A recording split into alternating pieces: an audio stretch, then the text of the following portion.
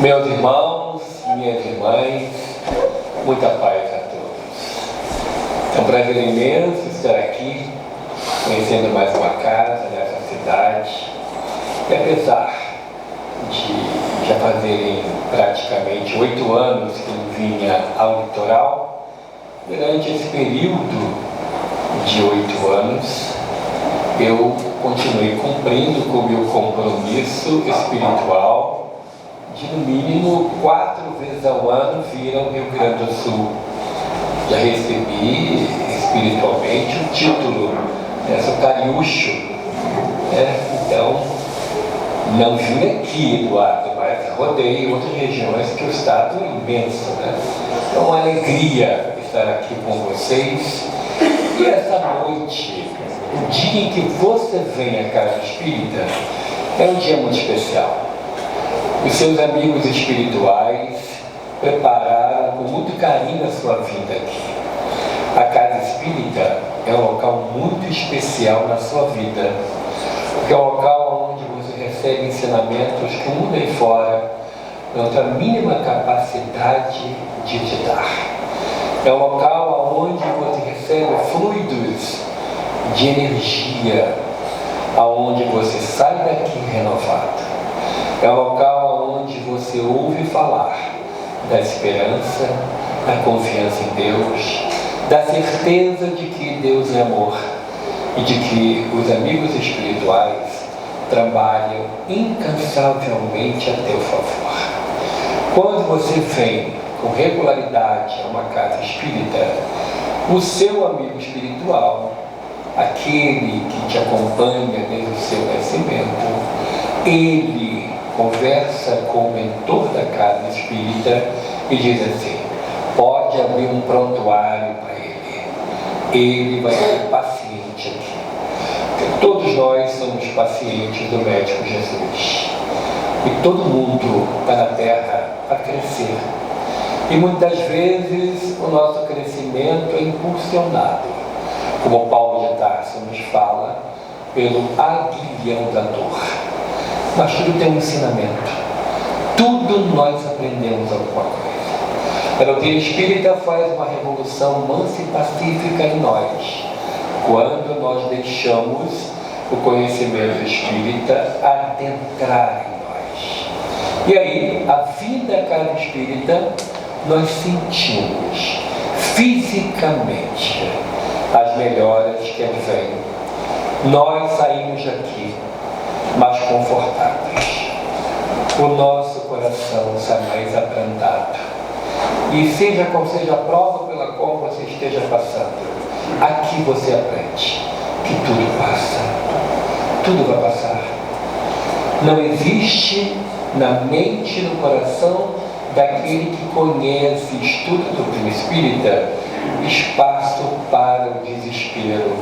Porque aqui nós aprendemos que a taxa da agonia é dispensável.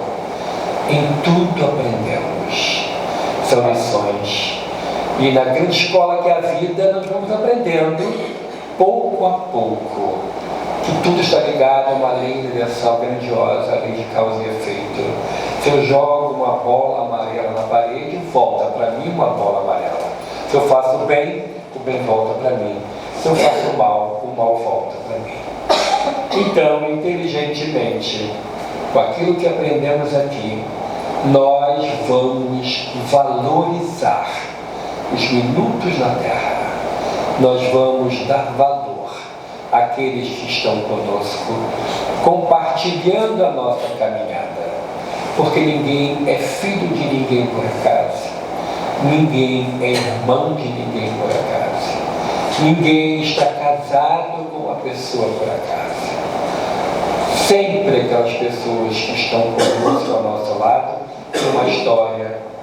Então, valorizar, por mais difícil que seja a convivência, valorizar. E sempre se colocar na posição daquele aprendiz. Eu vou repetir mais uma vez. Vamos aprender a grande lição. De noite, o convite de Santo Agostinho, na questão 919A, em O Livro dos Espíritos, é para que façamos um balanço do nosso dia. E de noite, quando for dormir, a gente pensa assim: fiz tudo bem que estava ao meu alcance? Perdi alguma oportunidade de fazer o bem? Fiz mal a alguém? É o balanço diário. Nesse balanço, a contabilidade apontar para que devemos reparar o mal feito, nós devemos reparar.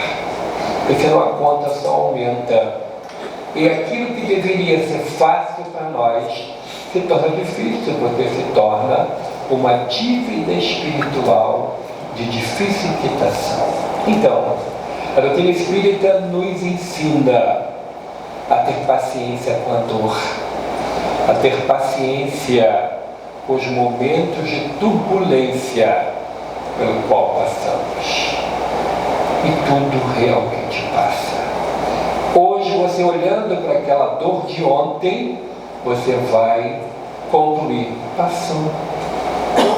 Porque realmente Deus é amor.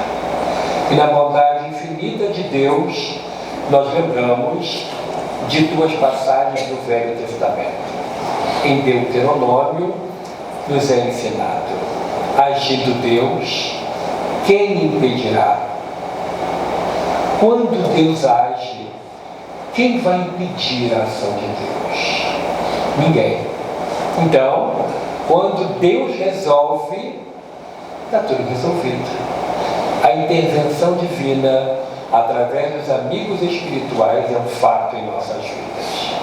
E também, em O Livro dos Espíritos, assim como no Evangelho segundo o Espiritismo, o professor Allan Kardec nos ensina sobre os anjos de guarda.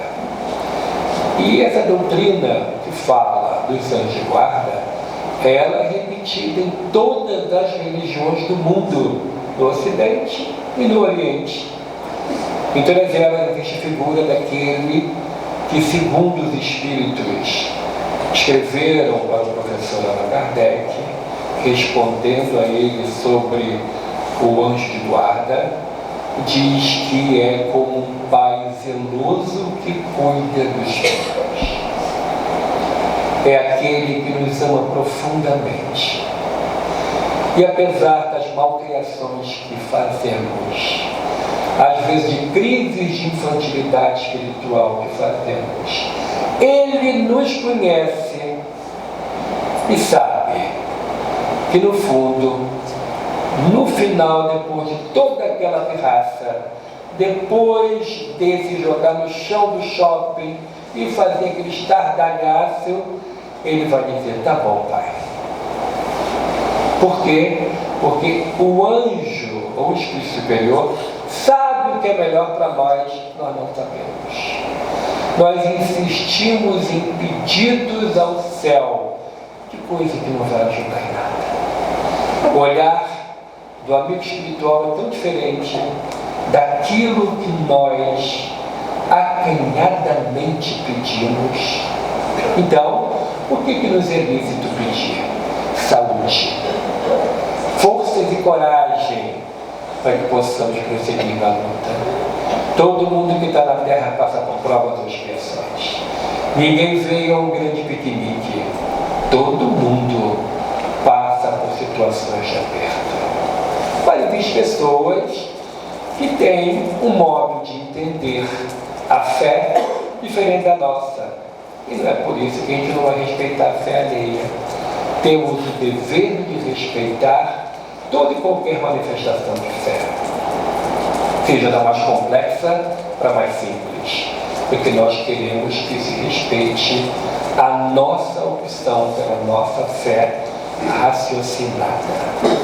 Então, quando lá em o Evangelho segundo o Espiritismo, os estados superiores dizem ao professor Allan Kardec: além do anjo guardião, que é um espírito superior, temos também espíritos não tão superiores como o anjo, que na escala espírita, na questão 100 do Livro dos Espíritos, está num nível bem maior.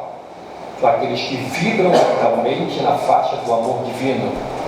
Mas temos espíritos que nos amam, que cuidam de nós, que estão conosco sempre a nos socorrer.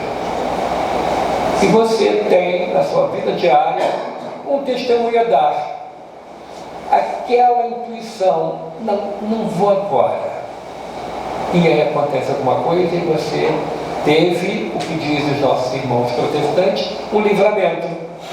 Porque você ouviu uma voz interna. Essa voz interna são os amigos espirituais, aqueles que te amam e que não ficam chateados porque você é do jeito que você é, simplesmente te ama, assim como o pai e a mãe nos amam do modo como nós somos. Ah, mas esse menino é muito pirracento, mas é meu filho, ele é assim, eu amo assim. Assim também são eles. E, segundo os espíritos superiores, escrevendo o professor Allan Kardec, temos uma pequena legião de espíritos que cuidam de nós.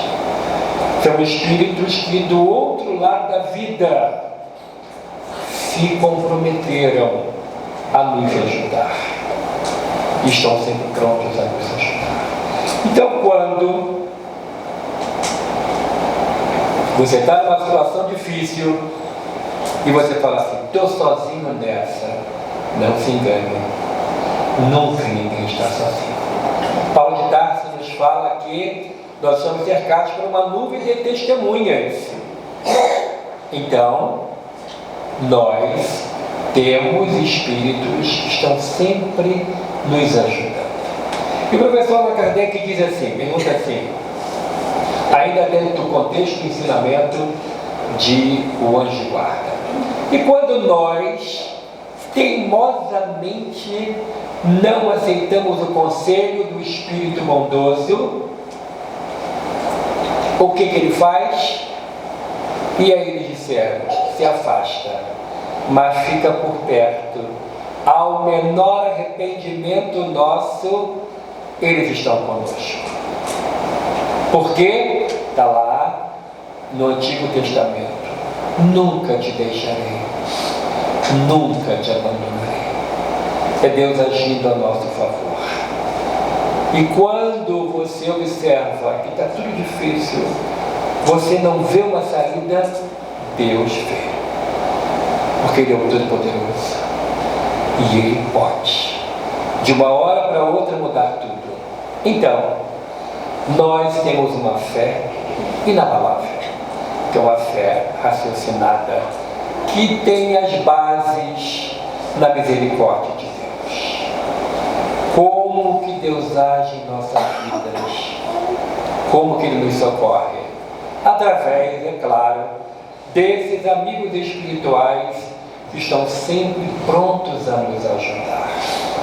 São espíritos que, no dia a dia, estão a nos socorrer. Lá, na obra de André Luiz, tem vários exemplos da intervenção dos espíritos em nossas vidas. Existe um momento que André está visitando um lar na Terra e vê um piano. Ele estava acompanhado do pai do encarnado. E André fala assim, é um piano, eu adoro piano. E o amigo desencarnado fala assim, o meu filho toca piano muito bem. Ah, é? Quer ver? E vai no ouvido do filho e fala, toca um pouquinho de piano. E ele estava lendo um livro. Ele parou o livro, fechou, abriu o piano e tocou. É a influência dos espíritos. Então estão sempre prontos a nos ajudar.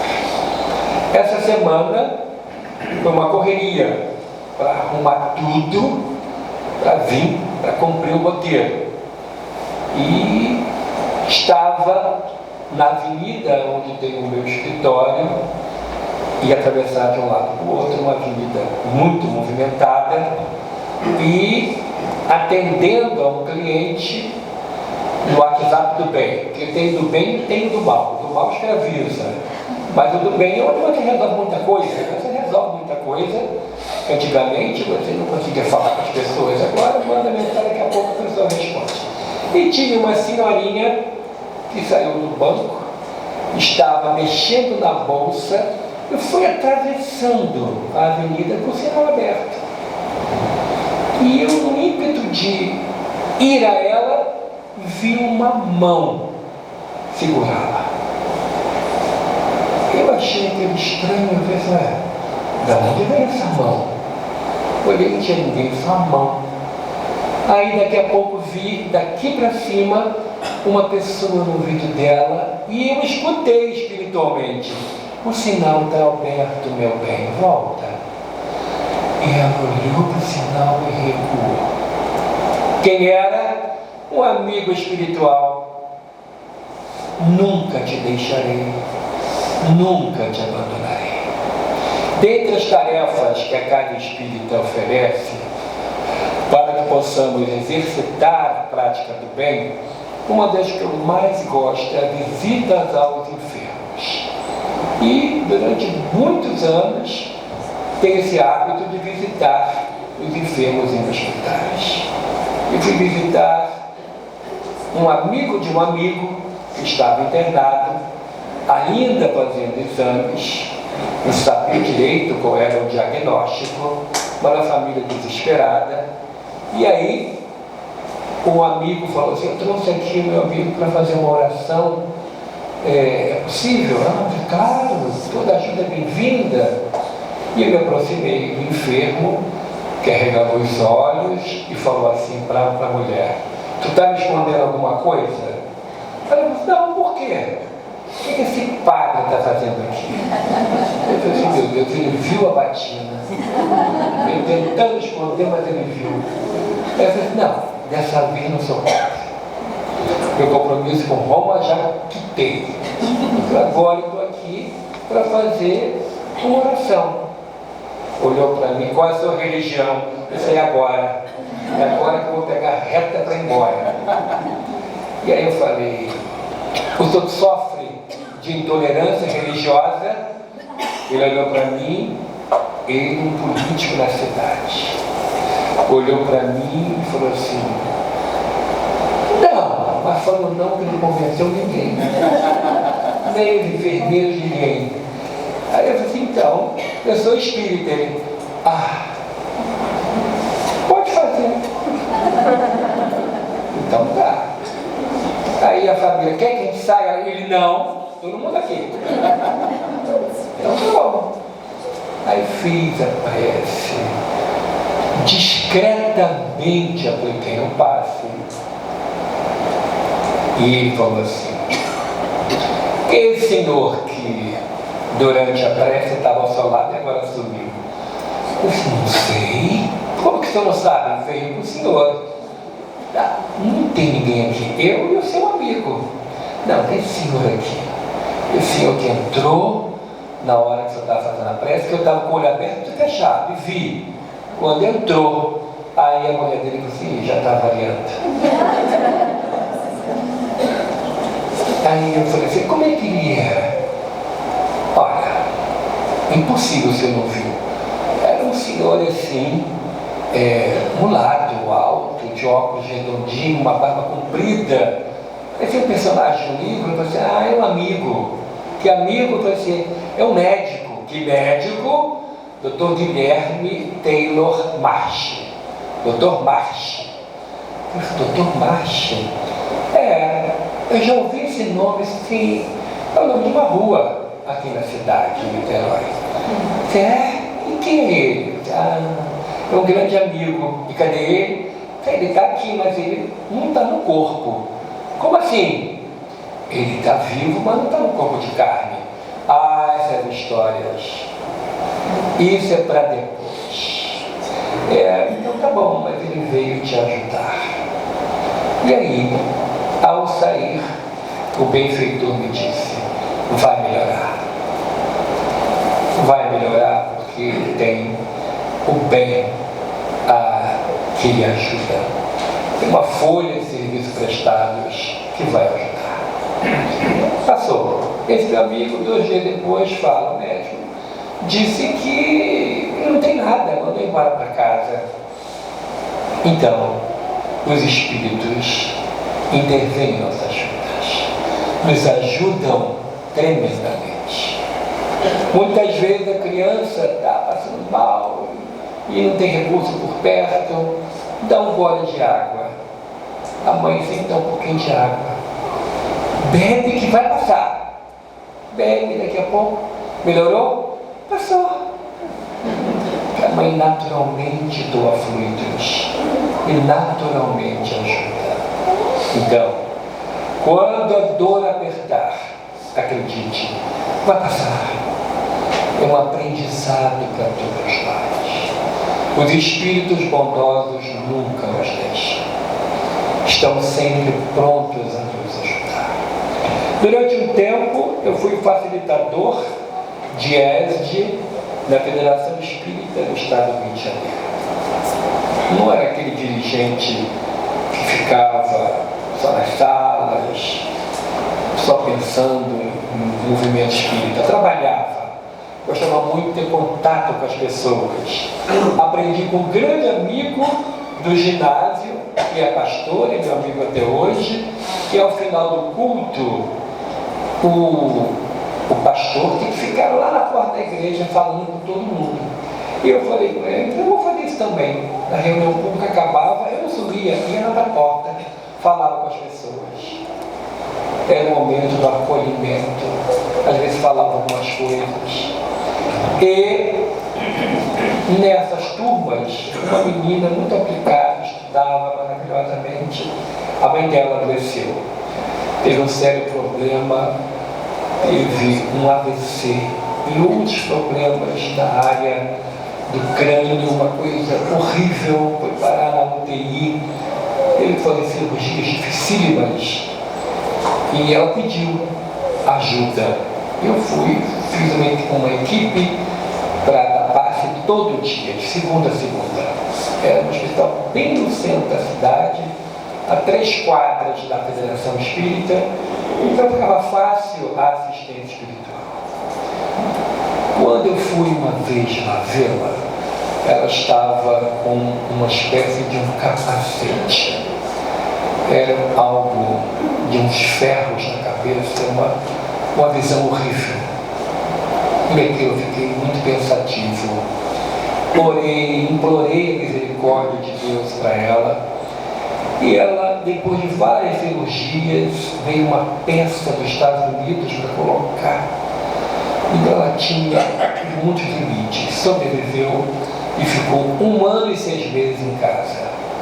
Não se movia, não falava, mas escutava e se comunicava com os olhos. E eu ia uma vez por semana aplicar passes nela. E era um pouco mais longe, era num bairro distante. Mas ia. E sempre estava no escritório, para lá, ia de terno. E ela brincava, olhando para os meus botões. E eu abria o botão, fechava o botão, e ela piscava como se tivesse rido. E a gente formou aquele vínculo de amizade. Estava no interior do estado, cumprindo um roteiro no sul fluminense, quase na fronteira com São Paulo e Minas, quando a filha me liga e diz assim: mamãe partiu. Eu queria muito que você viesse fazer uma oração. Uma irmã era protestante, o pastor ia falar, e a outra irmã católica, o padre ia falar. Então seria um encontro ecumênico. E eu falei para ela: que hora será? 2 horas. Esse não dá tempo, então amanhã eu saio mais cedo daqui, com 2 horas e meia de viagem, dá para chegar a tempo. Naquela noite eu não consegui dormir, porque os espíritos me visitavam e diziam assim: agradece a ela por mim, ela me ajudou muito. E vinha um outro, contava outra história e dizia: ela conseguiu uma casinha para mim. Ela, na verdade, era chefe de gabinete do prefeito e ela era quem governava. E ela conseguia muita coisa discretamente para as pessoas.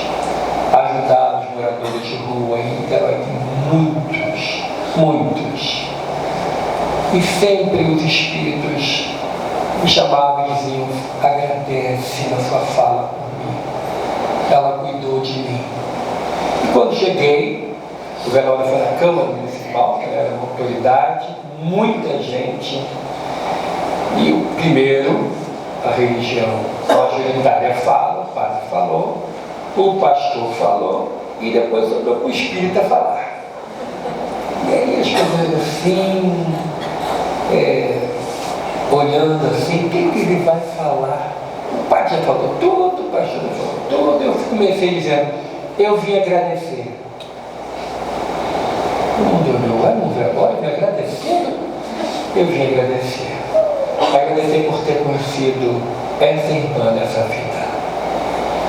Ela tem muita gente que a ama profundamente e que ela ajudou de forma muito discreta. Então eu queria ser um porta-voz desses que não têm voz, desses que vivem nas ruas e que foram ajudados por ela, desses que viviam. Teve um que me disse de uma ferida na perna que ninguém cuidou. Ela conseguiu interná-lo no hospital universitário e operou, e depois fez uma prótese para ele, tudo discretamente, nem as filhas sabiam. E falei da gratidão das pessoas. E ela, com certeza, foi muito amparada, porque o bem que a gente faz é o bem que volta para nós. O socorro divino vem a nosso favor sempre. E essas criaturas que dedicam momentos de sua vida para socorrer o próximo que nada tem, está colocando em prática aquilo que Jesus falou: tive fome e me deste comer. Estava nu e me vestistes.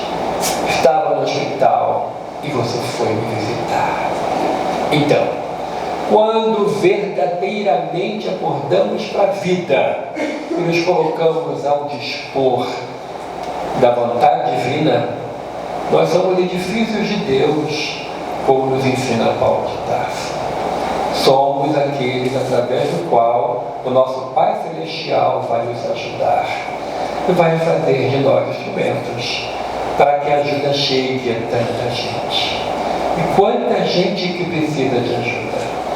Em nossa casa espírita, Casa de Batuíra, situada no município de São Gonçalo, que é o segundo maior município do estado do Rio de Janeiro. O estado do Rio só tem 92 municípios. Aqui, segundo escutei ainda há pouco no rádio, 495. Então, lá só tem 92. É 4 vezes menor do que o Rio Grande do Sul. E São Gonçalo, onde eu vivo, nasci na cidade vizinha de Niterói, mas vivo em São Gonçalo, porque é lá que eu tenho maior karma.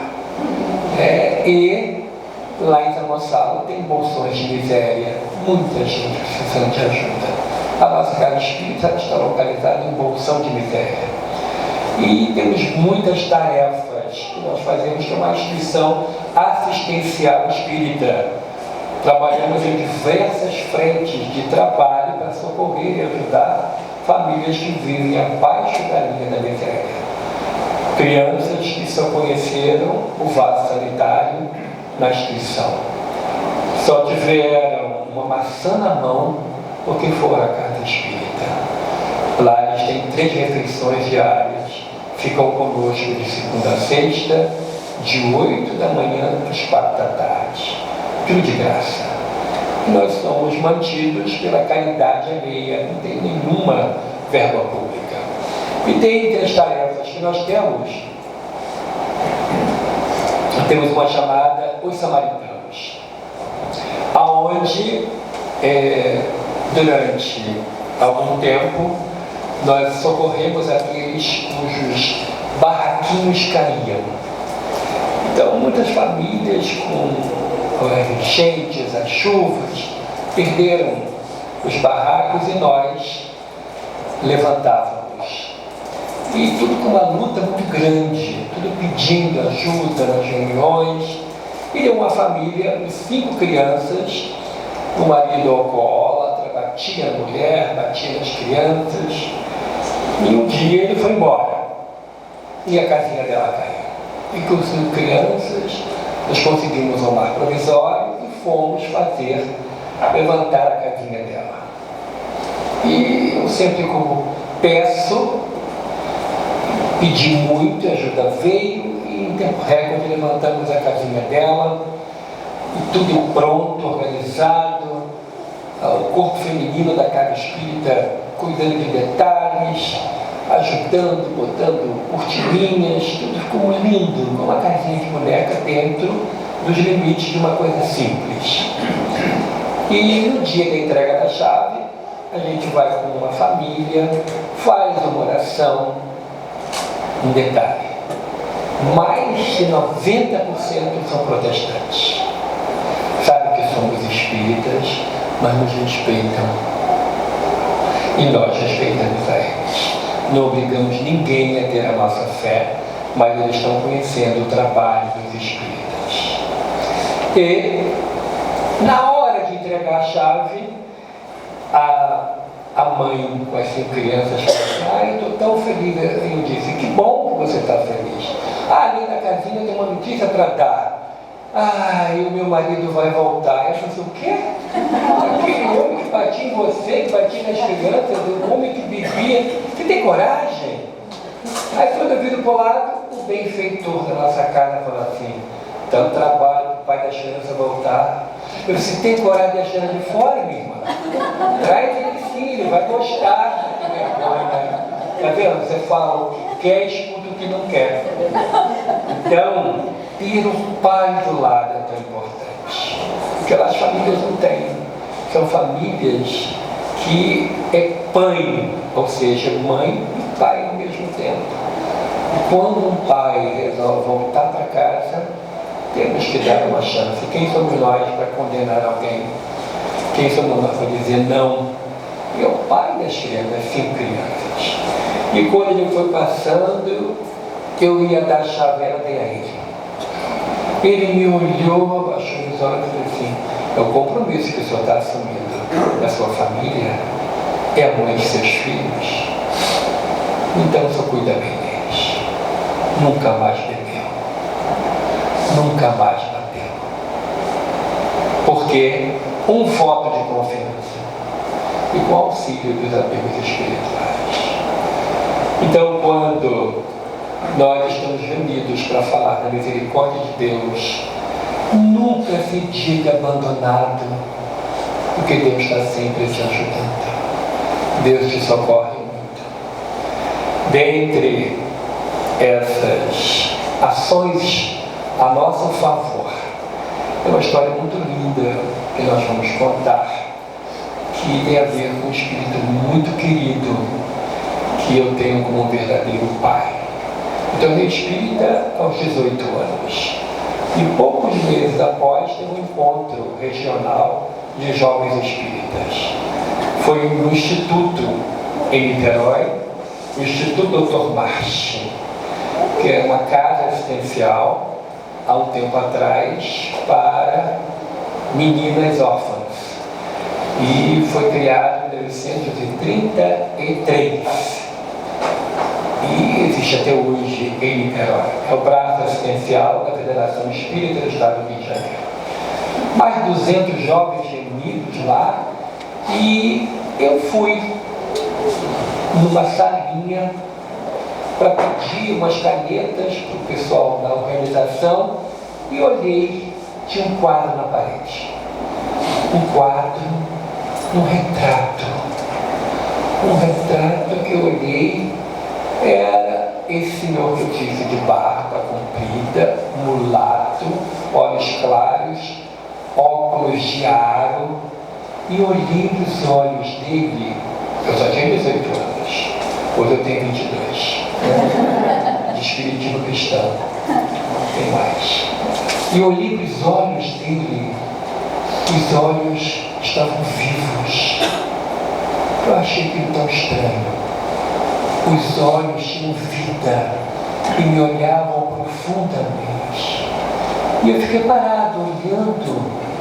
E a moça, as canetas, que você veio, e eu estava longe. Eu queria entender aqueles olhos vivos da foto. E eu falei para ela: quem é ele? Você não conhece? Eu disse: não. É o patrão da casa, é o Dr. Guilherme March. E quem é? Aí ele foi médico homeopata em Niterói, o primeiro médico homeopata, curou muita gente na época da gripe espanhola, ajudou tanta gente, não cobrava consultas, e fiquei encantado. E essa moça me deu um livro, contava a história dele. Eu engoli o livro, me encantei com aquela figura.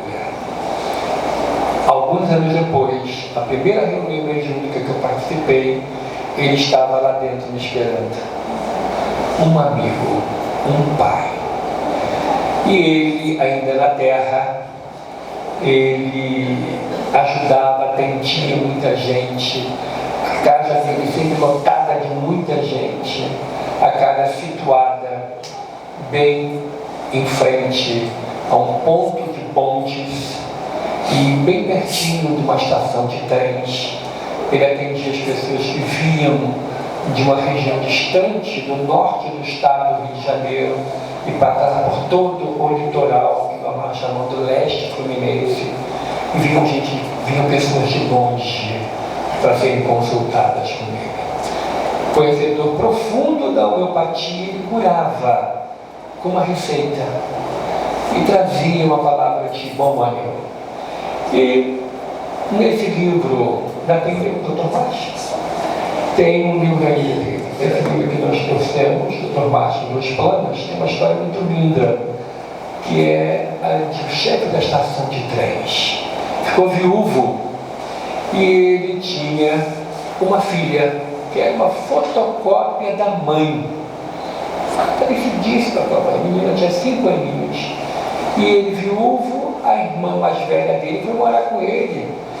Porque você não vê muitos viúvos por aí. Vê viúvas, vê excursão de viúvas. Hoje, inclusive, vê uma excursão de senhoras da Argentina. Minha futura viúva que não tinha nem homem do gato. Todas elas estavam ali no mercado, impressionadas com os preços. Né? Acabaram com vários estoques. Mas aquele homem com a filhinha doente, ele estava muito preocupado e encontrou um amigo na estação de trens do bairro do Engenho de Dentro, subúrbio da capital, a cidade do Rio de Janeiro. Ano 1910. Ele se encontrou com um amigo e o amigo: o que houve? Você está tão abatido? Ah, minha filha está muito doente. E eu não sei o que é. Já levei ela em todos os médicos que eu podia levar. Já levou nos médicos homeopatas aqui da cidade? Já levei. Mas ninguém tem diagnóstico, ela não melhora. Ele disse assim: leve-a no Dr. March. Onde ele atende? Em Niterói. Nunca fui em Niterói.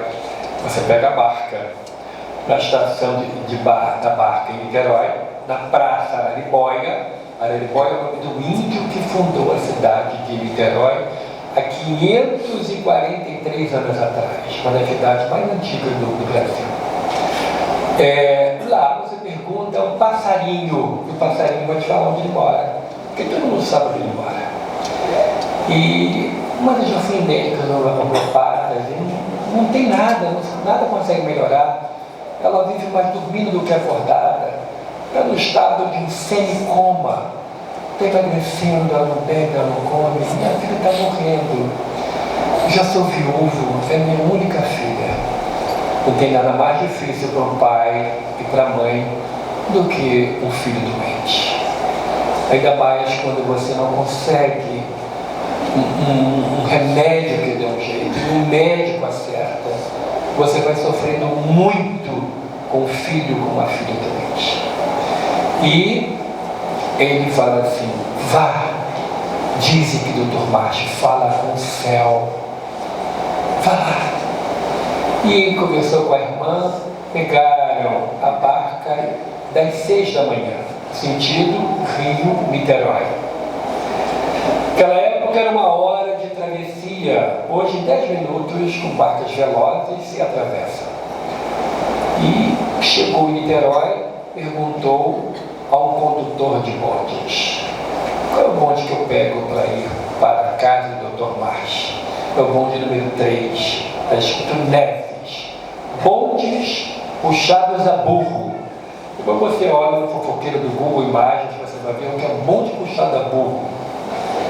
E ele entrou, o bonde estava cheio, ele com a menina no colo, a irmã do lado.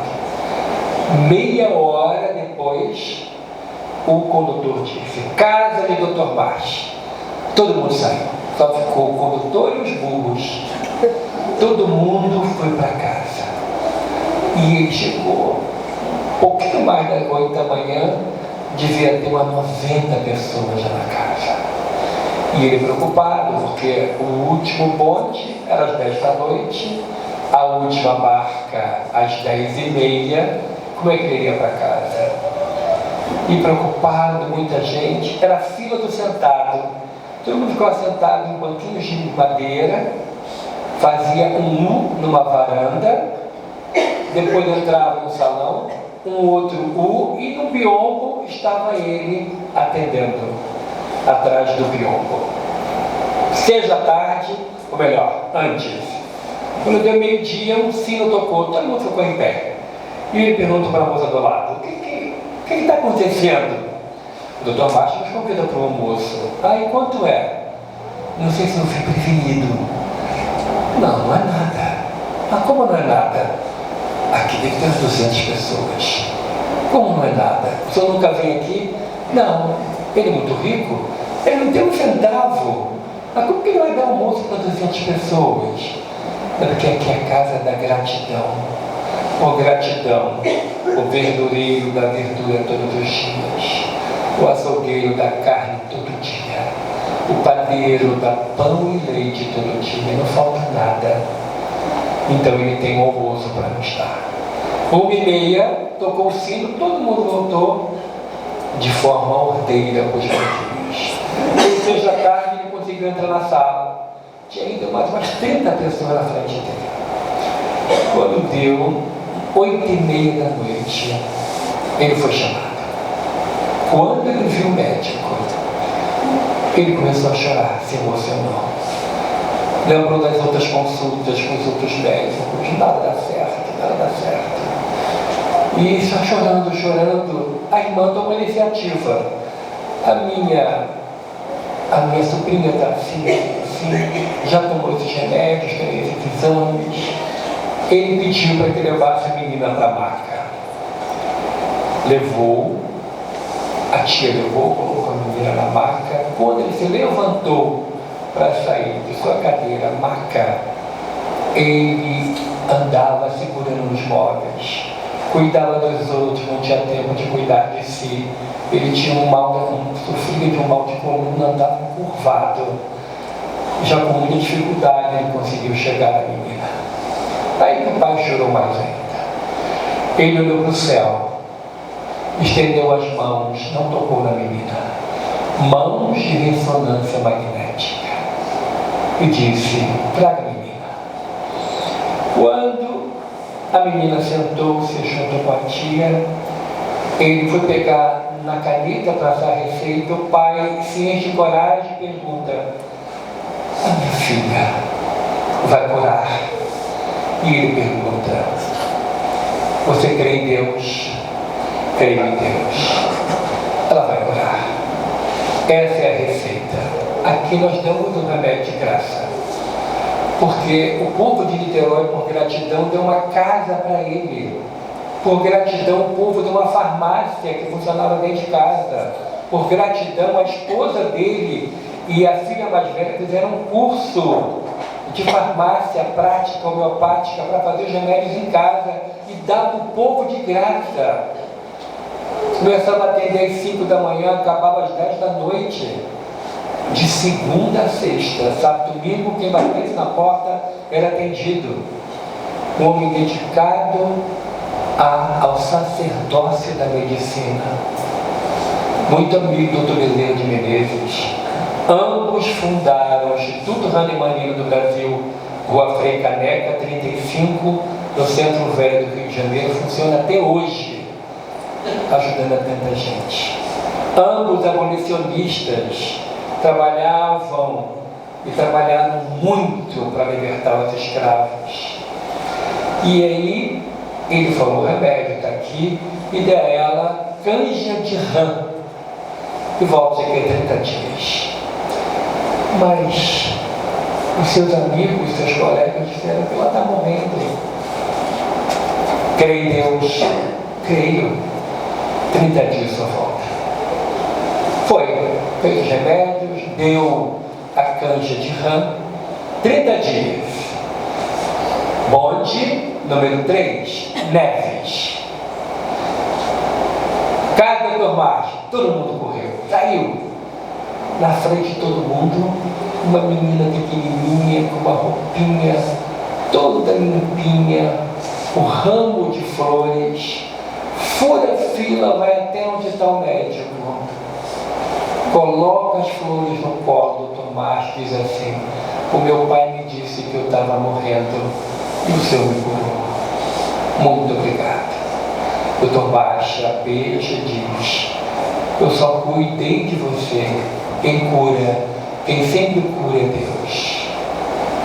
Nunca te deixarei, nunca te abandonarei. Agindo Deus, quem impedirá? Então não existe tamanho para a sua dor, porque Deus tudo sabe e Deus te socorre. Mas existe um momento em que a prova termina. Existe um momento em que tem que passar e vai passar. Recentemente passei por uma prova, durante 1 ano e 3 meses, uma promissória das grandes eu paguei. Aquilo não me incomodava de cumprir o roteiro, porque eu tenho que dar a Deus o que é de Deus.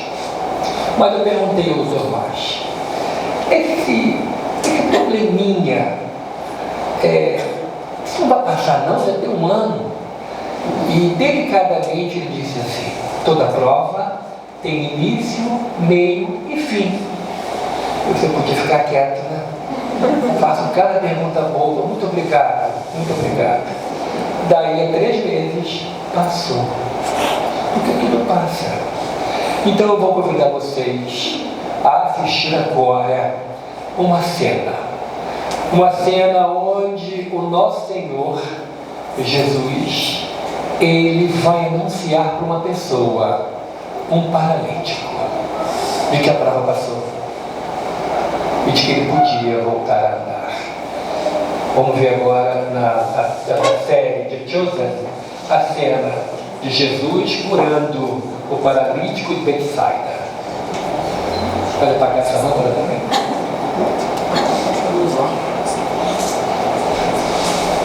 Acho que é aqui. Girar. Isso, só girar. Isso.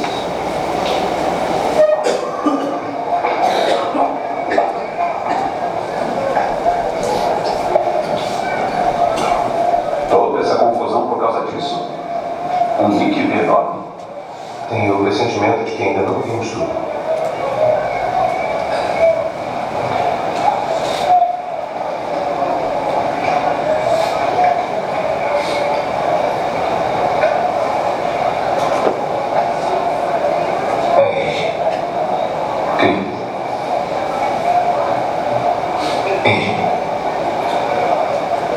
Aquele que está aqui há mais tempo, mas não devia. Aquele triste. Porque eu tenho a impressão de que não é apenas uma conversa. Nós precisamos ficar atentos? Não. Apenas fiquem comigo e observem.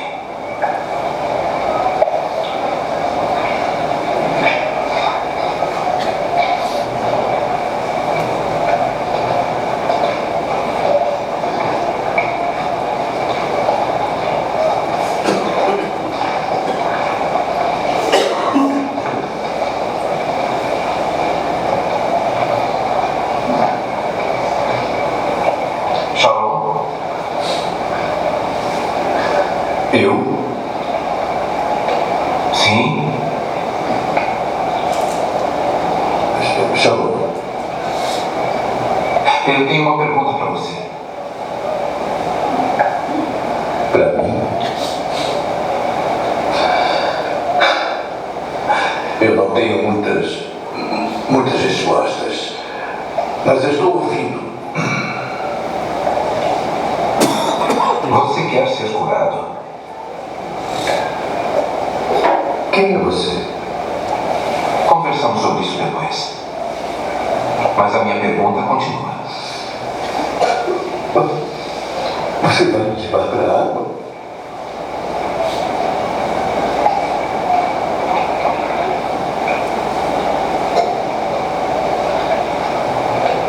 Olha, eu estou tendo um dia muito ruim. Você está tendo um dia ruim há muito tempo.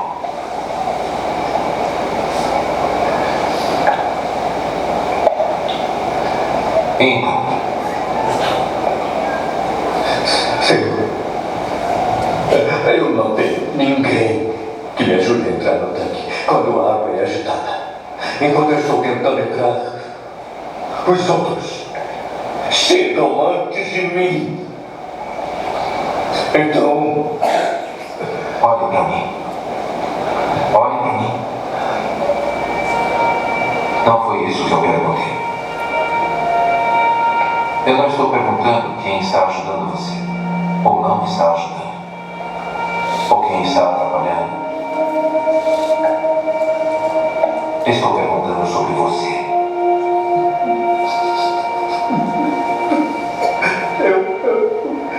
eu tentei. Por muito tempo, eu sei. E você não quer falsas esperanças de novo, eu entendo.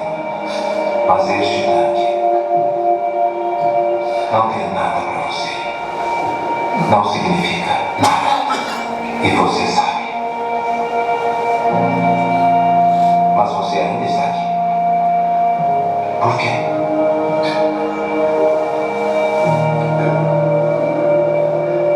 Eu não sei. Você não precisa deste tanque. Você só precisa de mim.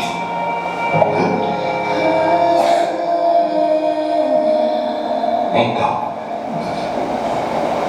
você quer ser curado?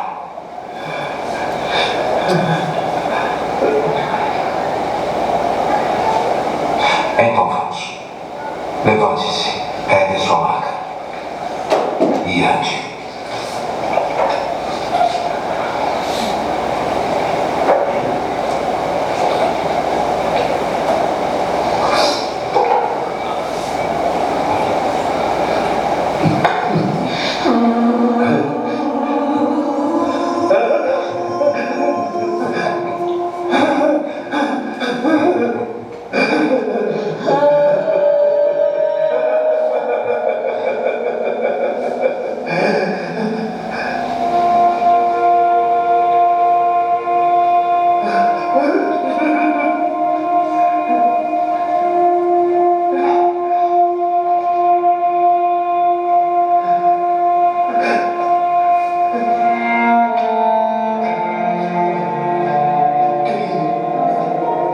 Está na hora de você andar, como ele disse. Não se esqueça da sua maca.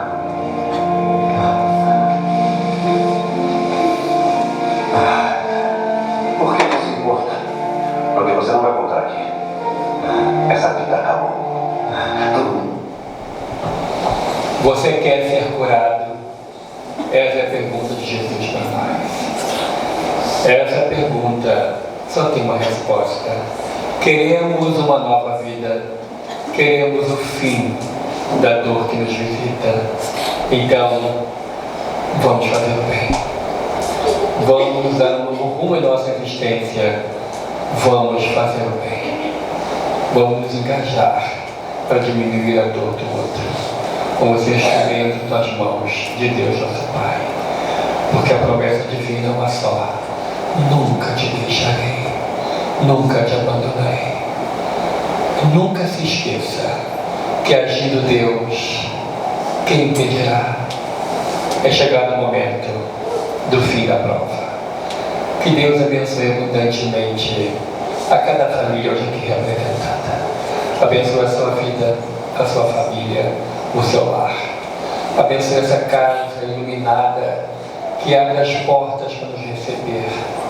e que possamos sempre estar de coração aberto para aprender as lições valiosas que aqui nos são oferecidas. Trouxemos livros para ajudar o trabalho que realizamos em nossa casa. Esse livro é o único escrito com mensagem ditada por Batuíra, é o espírito benfeitor de nossa casa.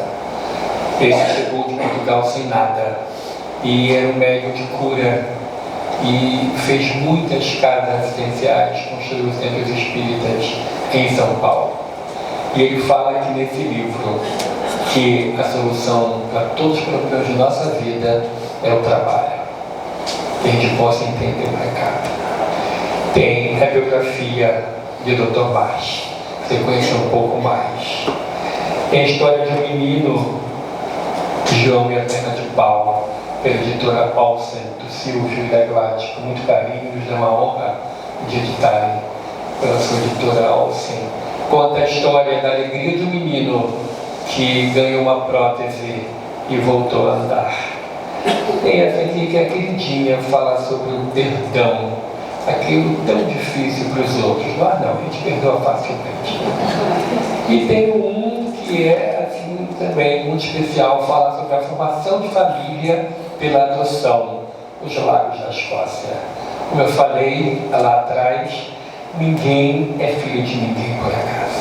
Então que possamos, vamos ficar ao dispor, você aonde, aqui, aqui mesmo, para receber o seu abraço, o teu abraço do gaúcho, que me dá saúde para continuar à frente da tarefa. E quem quiser o livro, está ao dispor dos irmãos e das irmãs.